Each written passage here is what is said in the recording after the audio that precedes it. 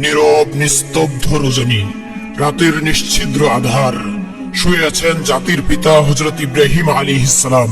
এমন সময় তিনি স্বপ্নে দেখলেন কে যেন তাকে বলছে, হে ইব্রাহিম, তুমি কুরবানি করো। স্বপ্ন দেখে জেগে উঠেন হযরত ইব্রাহিম আলাইহিস সালাম। পরদিন সকালে তিনি 100 উট আল্লাহর পথে কুরবানি করে দিলেন। কিন্তু পরের রাতে আবার তিনি শুয়ে আছেন। আবার ভেসে এলো সেই দৈববাণী, কে যেন তাকে বলছে, হে ইব্রাহিম, তুমি কুরবানি করো। পরদিন সকালে তিনি আবারও 100 উট কুরবানি করলেন। তবুও মনে হলো আল্লাহ রাব্বুল আলামিনের দরবারে তার এই কুরবানি কবুল হয়নি। তৃতীয় রাতে আবার শুয়ে আছেন তিনি। আবার সেই দৈববাণী, কে যেন তাকে বলছেন, হে ইব্রাহিম, তুমি তোমার সবচাইতে প্রিয় বস্তুকে কুরবানি করো। পরদিন সকালে হযরত ইব্রাহিম আলাইহিস সালাম গভীর ভাবনায় ডুবে গেলেন। তিনি ভাবলেন, আমি 2 দিনে 200 উট কুরবানি করলাম, তবু আল্লাহ রাব্বুল আলামিনকে আবার কুরবানি কবুল করলেন না। তাহলে আল্লাহ রাব্বুল আলামিন আমার কাছ থেকে কি চাচ্ছেন? অনেক ভেবেচিন্তে তিনি দেখতে পেলেন আল্লাহ রাব্বুল আলামিন তাকে স্বপ্নে বলেছেন, তোমার জীবনের সবচেয়ে প্রিয় বস্তুকে কুরবানি করো। আর তার জীবনের সবচেয়ে প্রিয় বস্তু ছিল তার সন্তান হযরত ইসমাইল আলাইহিস সালাম। হযরত ইব্রাহিম আলাইহিস সালামের বয়স যখন 86 বছর, তখন তার ঘরে জন্ম নেন হযরত ইসমাইল আলাইহিস সালাম। এই সন্তান ছিল তার বংশধরের একমাত্র মাধ্যম, তার হৃদয়ের মহব্বত। কিন্তু আল্লাহ রাব্বুল আলামিন যখন তাকে এই প্রিয় সন্তান কুরবানির নির্দেশ দিলেন, তিনি দৃঢ় সংকল্প করলেন এবং বললেন, যদি আল্লাহর ইচ্ছা হয় যে আমি ইসমাইলকে কুরবানি করি, তবে আমি পিছপা হব না। আল্লাহর মহব্বতের পথে পৃথিবীর কোনো কিছুই আমার জন্য বাধা হতে পারবে না। তিনি তার একমাত্র পুত্র ইসমাইলকে ডেকে বললেন, হে বৎস, তুমি গোসল করো, সুন্দর পোশাক পরে প্রস্তুত হয়ে যাও, আমি তোমাকে একটি দাওয়াতে নিয়ে যাব। হযরত ইসমাইল আলাইহিস সালাম ছোটবেলা থেকেই পিতার সান্নিধ্য থেকে বঞ্চিত ছিলেন। পিতার সঙ্গে দাওয়াতে যাওয়ার কথা শুনে তার মন আনন্দে নেচে উঠল। তিনি মা হযরত হাজরা আলাইহিস সালামের কাছে গিয়ে বললেন, আম্মাজান, আপনি শুনেছেন আব্বাজান আমাকে নিয়ে দাওয়াতে যাবেন, তাড়াতাড়ি আমাকে গোসল করিয়ে সুন্দর পোশাক পরিয়ে দিন, আমার যে আর তর সইছে না। হযরত হাজরা আলাইহিস সালাম জিজ্ঞাসা করলেন, সত্যিই কি তিনি তোমাকে নিয়ে দাওয়াতে যাবেন? ইসমাইল আলাইহিস সালাম বললেন, আপনি আব্বাজানকে জিজ্ঞাসা করে দেখুন না। হযরত হাজরা আলাইহিস সালাম যখন হযরত ইব্রাহিম আলাইহিস সালামকে জিজ্ঞাসা করলেন, আমার প্রাণের স্বামী, শুনলাম আপনি নাকি ইসমাইলকে নিয়ে দাওয়াতে যাবেন। তিনি বললেন, হ্যাঁ, তুমি ঠিকই শুনেছো, ইসমাইলকে গোসল করিয়ে সুন্দর পোশাক পরিয়ে দাও, আমি তাকে নিয়ে দাওয়াতে যাব। প্রিয় দর্শক, এখানে অনেকেই ভাবতে পারেন হযরত ইব্রাহিম আলাইহিস সালাম নবী হয়েও মিথ্যা কথা বলেছেন, কিন্তু গভীরভাবে চিন্তা করে দেখলে দেখা যায় তিনি মিথ্যা বলেননি। তিনি তো ইসমাইলকে আল্লাহর দাওয়াতেই নিয়ে যাচ্ছিলেন। হযরত হাজরা আলাইহিস সালাম ইসমাইলকে গোসল করিয়ে সুন্দর পোশাকে সাজিয়ে স্বামীর হাতে তুলে দিলেন। তিনি বললেন, হে আমার প্রাণের স্বামী, আমি ইসমাইলকে ছোট থেকে লালন পালন করেছি, কখনো তাকে আমার দৃষ্টির আড়াল করিনি। আপনি তাকে সব সময় চোখে চোখে রাখবেন, যতক্ষণ না আপনি ফিরে আসছেন আমি ততক্ষণ উদ্বিগ্ন থাকব। এই কথা শুনে হযরত ইব্রাহিম আলাইহিস সালামের হৃদয়ে ঝড় উঠল। তিনি মুখ ফুটে কিছু বলতে পারলেন না, তার চোখে অশ্রু জমেছিল, কিন্তু আল্লাহর মহব্বতের জন্য তিনি তা চেপে রাখলেন। এরপর তিনি হযরত ইসমাইল আলাইহিস সালামকে নিয়ে মিনার পাহাড়ের উদ্দেশ্যে রওনা করলেন। পথিমধ্যে অভিশপ্ত ইবলিস দেখলো হযরত ইব্রাহিম আলাইহিস সালাম আল্লাহর আদেশ পালনের জন্য তার একমাত্র পুত্র ইসমাইলকে কুরবানি করতে দৃঢ় প্রতিজ্ঞ। ইবলিসের সহ্য হলো না। সে ভাবলো, আমি মানব জাতির জন্য বেহেশত থেকে বিতাড়িত হয়েছি, জাহান্নামী হয়েছি আমি, আর এই ইব্রাহিম আল্লাহর প্রিয় হবে, এটা কিভাবে সহ্য করব আমি? সে ষড়যন্ত্র শুরু করলো।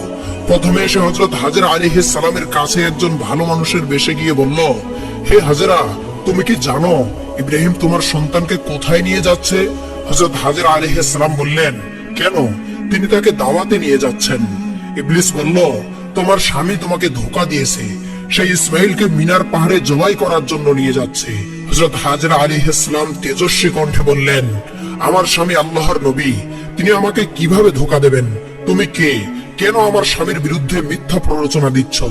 এখনই আমার সামনে থেকে দূরে চলে যাও। ইবলিস আবার প্ররোচনা দিয়ে বলল, যখন দেখবে ইব্রাহিম তোমার সন্তানকে জবেহ করেছে, তখন বুঝবে। হযরত হাজরা আলাইহিস সালাম বললেন, যদি আল্লাহ আমার ইসমাইলকে তার পথে কুরবানি করার জন্য কবুল করেন, তবে এর চেয়ে সৌভাগ্যের বিষয় আমার জন্য আর কি হতে পারে? আল্লাহ রাব্বুল আলামিন যদি আমাকে হাজার হাজার সন্তান দেন, আর সবাইকে যদি তিনি তার পথে উৎসর্গ করার জন্য আমাকে বলেন, আমি হাজরা আল্লাহ রাব্বুল আলামিনের দরবারে হাজার হাজার সন্তানকে কুরবানি করতেও পিছপা হব না। দূর হ শয়তান। এই বলে হযরত হাজেরা আলাইহিস সালাম শয়তানকে পাথর নিক্ষেপ করলেন। ইবলিস হযরত হাজেরা আলাইহিস সালামের কাছে ব্যর্থ হয়ে এবার হযরত ইসমাইল আলাইহিস সালামের কাছে গেল। তিনি তার পিতার পিছনে হাঁটছিলেন। ইবলিস তাকে ডেকে বলল, হে ইসমাইল, তুমি কি জানো তোমার পিতা তোমাকে কোথায় নিয়ে যাচ্ছেন? ইসমাইল বললেন, কেন, দাওয়াতে নিয়ে যাচ্ছেন? ইবলিস বলল, তোমার পিতা তোমাকে ধোঁকা দিয়েছে, সে তোমাকে মিনার পাহাড়ে জবাই করতে নিয়ে যাচ্ছে, আর এই নির্দেশ আল্লাহ তাআলাই তাকে দিয়েছে। হযরত ইসমাইল আলাইহিস সালাম বললেন, এটা কি যুক্তির কথা যে একজন পিতা তার সন্তানকে জবাই করবেন? আমি তো তার একমাত্র সন্তান, এতদিন পর তিনি আমার সঙ্গে দেখা করতে এসেছেন। ইবলিস বলল, তোমার পিতা আল্লাহর নির্দেশ পালন করতে গিয়ে তোমাকে জবাই করবেন। ইসমাইল আলাইহিস সালাম বললেন, যদি আল্লাহ আমাকে তার পথে কুরবানি করার জন্য কবুল করেন, তবে এর চাইতে বড় সৌভাগ্য আমার জন্য আর কি হতে পারে? তুমি শয়তান, আমি আল্লাহর প্রার্থনা আশ্রয় করছি, দূর হয়ে যাও। এই বলে হযরত ইসমাইল আলাইহিস সালাম ইবলিসের দিকে পাথর ছুড়লেন। এই ঘটনার স্মরণে আজও হাজিরা হজে গিয়ে শয়তানকে পাথর মারেন। হযরত ইব্রাহিম আলাইহিস সালাম নিজ পুত্র ইসমাইলকে নিয়ে মিনার প্রান্তরে পৌঁছালেন। তাফসীরে রুহুল মাআনি অনুসারে জবাই করার পূর্বে হযরত ইব্রাহিম আলাইহিস সালাম পুত্র ইসমাইলের সঙ্গে পরামর্শ করতে চাইলেন। কুরআনুল কারীমের ভাষায় তিনি তাকে বললেন, হে বৎস, আমি স্বপ্নে দেখেছি আমি তোমাকে জবাই করছি, এখন তোমার অভিমত কি? হযরত ইসমাইল আলাইহিস সালাম বললেন, হে পিতা, আপনি যা আদিষ্ট হয়েছেন তাই করুন, ইনশাআল্লাহ আপনি আমাকে ধৈর্যশীলদের মধ্যে পাবেন। হযরত ইসমাইল আলাইহিস সালামের এই জবাব শুনে হযরত ইব্রাহিম আলাইহিস সালাম অত্যন্ত খুশি হলেন। ইসমাইল আলাইহিস সালাম বললেন, আব্বাজান, আমাকে জবাই করার আগে আমার কয়েকটি অনুরোধ আছে, দয়া করে সেগুলি রক্ষা করবেন। ইব্রাহিম আলাইহিস সালাম বললেন, বৎস, তুমি যা বলবে আমি যথাসাধ্য রক্ষা করব। ইসমাইল আলাইহিস সালাম বললেন, প্রথমত আমার হাত পা ভালোভাবে বেঁধে নিন। জবাইয়ের সময় জীবজন্তুর হাত পা ছোড়াছুড়ি করে আমিও যদি যন্ত্রণায় তা করি এবং তা যদি আপনার গায়ে লাগে, তবে আপনার প্রতি আমার বেয়াদবি হবে। আমি চাই না মৃত্যুর পূর্বে আপনার সঙ্গে বেয়াদবি করতে।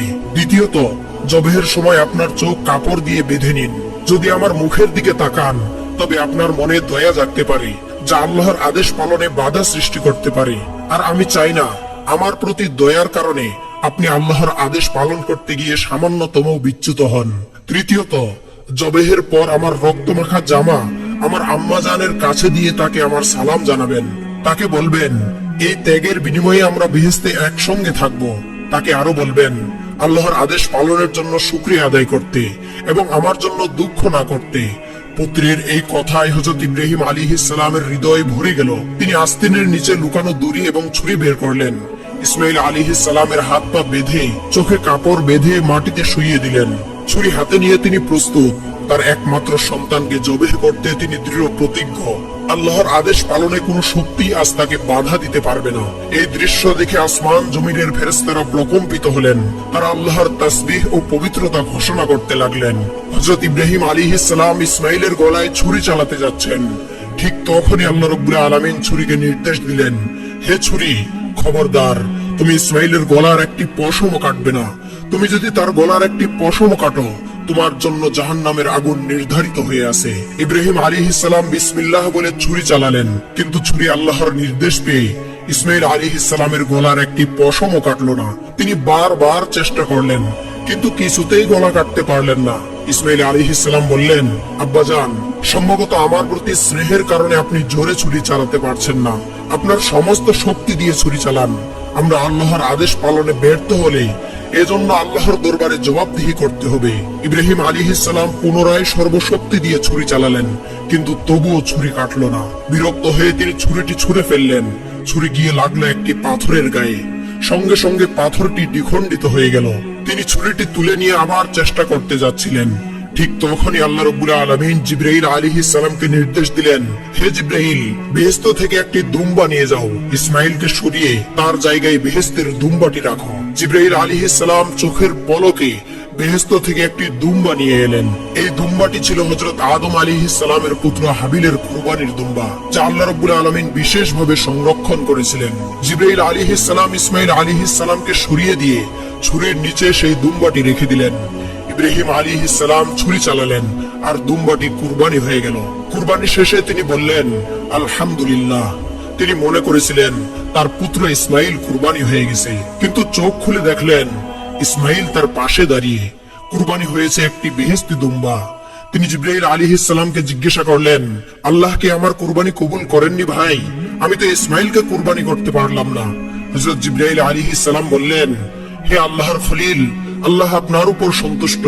আপনি তার আদেশ পালনে পুত্রকে কুরবানি করতে উদ্যত হয়েছিলেন। ইসমাইল আল্লাহর নির্দেশ মেনে প্রাণ উৎসর্গ করতে প্রস্তুত হয়েছিল। এজন্য আল্লাহ রব্বুল আলামিন আপনাদের দুজনের উপরই সন্তুষ্ট। এটি ছিল একটি পরীক্ষা মাত্র, আর সেই পরীক্ষায় আপনারা উত্তীর্ণ হয়েছেন। আল্লাহ বেহেশত থেকে এই দুম্বা পাঠিয়েছেন যা আপনি কুরবানি করেছেন। এই কথা শুনে হযরত ইব্রাহিম আলাইহিস সালাম আল্লাহর শুকরিয়া আদায় করলেন। আল কুরআনুল কারীমে আল্লাহ রাব্বুল আলামিন বলেছেন, যখন তারা আল্লাহর আনুগত্য প্রকাশ করলো এবং ইব্রাহিম তার পুত্রকে জবেহ করার জন্য প্রস্তুত করলো, তখন আমি তাকে ডেকে বললাম, হে ইব্রাহিম, তুমি তোমার স্বপ্নের আদেশ পালন করেছো। এভাবেই আমি সৎকর্মশীলদের পুরস্কৃত করি। নিশ্চয়ই এটি ছিল একটি সুস্পষ্ট পরীক্ষা। আমি তার পরিবর্তে একটি হৃষ্টপুষ্ট জন্তু জবেহ করলাম এবং তা পরবর্তীদের জন্য নিদর্শন করে রাখলাম। ইব্রাহিমের উপর আল্লাহর শান্তি বর্ষিত হোক।